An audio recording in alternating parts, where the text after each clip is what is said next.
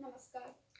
राष्ट्रपिता के नाम से सुशोभित महात्मा गांधी हमारे देश में हम सब में आज भी जिंदा हैं। और अगर हम महात्मा गांधी के विचारों की बात करें, उनके कार्यों की सफलता की बात करें, तो हम भारतवासी ही नहीं बल्कि दूसरे देशों के लोग भी इनकी प्रशंसा करते हैं। और यही कारण है कि गांधी जी आज भी हम सब के दिलों में जिंदा हैं। और गांधी जी को याद करते हुए आज हम बात करते हैं गांधी एक पुनरावलोकन इस विषय पर। और हमने अपने स्टूडियो में आमंत्रित किया है associate professor doctor Deepti Johri ji को। साथ ही मेरे बगल में हैं associate professor doctor Charu Malhotra ji. आप लोगों का हमारे स्टूडियो में स्वागत है। जैसे कि आज का हमारा विषय है गांधी एक पुनरावलोकन।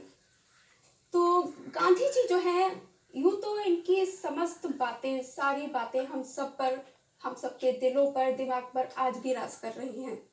लेकिन अगर हम बात करें वर्तमान समय में, जो वर्तमान परिदृश्य है, इसमें गांधी दर्शन का तो वास्तविक मूल्य क्या है?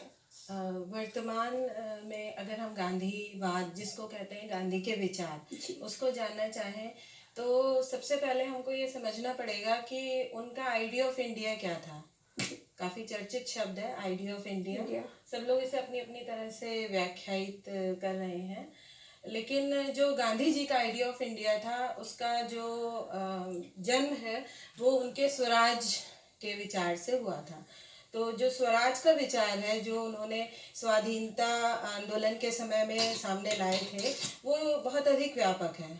क्योंकि उन्होंने कहा था कि वो स्वराज के विचार को तब तक जारी रखेंगे जब, उन्होंने बोला था कि अंग्रेजों से लड़ाई के उपरांत भी एक ऐसा विचार है जो कि अगर आवश्यकता पड़ी तो बाद में भी जारी रखेंगे।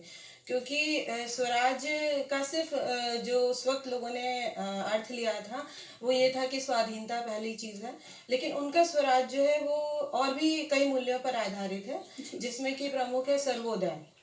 तो उनका जो स्वराज का विचार है वो एक सबके उदय से होता है शुरू, और वो ऊपर से नीचे की ओर नहीं बल्कि नीचे से ऊपर की ओर जाता है। यानी कि जो समाज का अंतिम आदमी है, जो सबसे निर्धन, सबसे वंचित व्यक्ति है, उसके उत्थान से लेकर के वो उसको, जो उसकी दिशा है वो ऊपर की तरफ रखना चाहते थे। ग्राम स्वराज का जो आइडिया है उसमें ग्राम जो है अपने आप में सेल्फ सफिशिएंट होंगे, उसके लिए न केवल राजनीतिक रूप से बल्कि आर्थिक रूप से भी। और आर्थिक रूप से जब वो आत्मनिर्भर होंगे, उसमें जो है उनके जितने भी रचनात्मकता उन्होंने इंट्रोड्यूस करी थी, जो भी रचनात्मक कार्य थे उनके, वो सब उससे संबंधित थे। जैसे कि श्रम का महत्व, अस्पृश्यता निवारण, स्वच्छता, ये सारी चीज़ें जो प्रासंगिक हैं, बहुत ज़्यादा प्रासंगिक है। एक्चुअली वास्तविक रूप से तो ये गांधी दर्शन से ही इमर्ज हुई है, निकली है। बिल्कुल। मैं इस बारे में थोड़े से विचार अपने भिन्न रखती हूँ। और मेरे हिसाब से गांधी का जो दर्शन है वो उनका संपूर्ण दर्शन, चाहे वो राम राज्य से जुड़ा हो, चाहे वो ग्राम राज्य से जुड़ा हो, चाहे वो स्वराज्य से जुड़ा हो, चाहे हिंदुस्तान की नीति निर्देशक तत्व से जुड़ा हो, सभी में अहिंसा और सत्य, ये दो चीज़ें हमें प्रतिबिंबित होती हैं।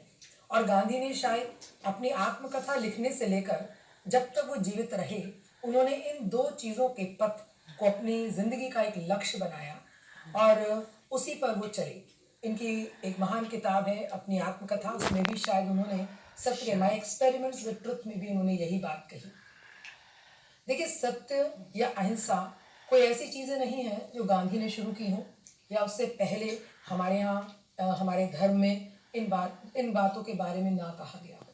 ये दोनों ही चीज़ें, सत्य भी हमारे धर्म में विद्यमान था और सत्य पर चलने की शिक्षा भी हमारे धर्म हमें देती है। इसी तरह अगर हम अहिंसा की बात करते हैं तो चाहे वो बौद्ध धर्म हो, चाहे जैन धर्म हो, चाहे वो कोई भी धर्म हो, सभी धर्म ने हमें अहिंसा की बात कही। लेकिन उसे अपने जीवन में उतारना और जीवन के हर क्षेत्र में उसे लागू करना, ये एक कठिन कार्य है जो गांधी ने करके दिखाया अपने उस दृढ़ व्यक्तित्व के माध्यम से।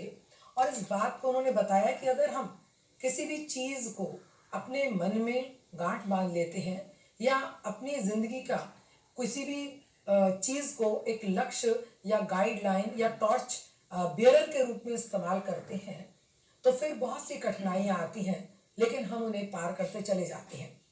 मैं एक उदाहरण देना चाहती हूँ। जैसे हमें अपनी जिंदगी में बहुत सारा ये चलता है कि हम एक रिजोल्यूशन बनाते हैं कि भाई नया साल आया तो 1 जनवरी को एक रिजोल्यूशन बनाएंगे, संकल्प करेंगे और उस संकल्प को हम जो है वो अपने पूरे साल उसे निभाएंगे या उसे अपने व्यक्तित्व के अंदर रखेंगे।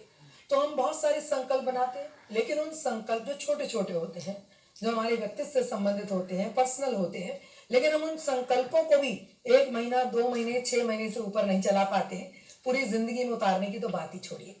तो ऐसा व्यक्ति जब हम छोटे छोटे संकल्पों को नहीं कर पाते, लेकिन उन्होंने उस सत्य और अहिंसा के संकल्प को लिया और इस संकल्प को लिया कि हम इससे ना केवल मैं अपने जीवन में बल्कि मैं अपने देश के हित में, और उस संकल्प में ही उन्होंने सत्याग्रह को भी जोड़ा और सत्याग्रह को उन्होंने आत्मशक्ति, प्रेम शक्ति के रूप में उसको माना।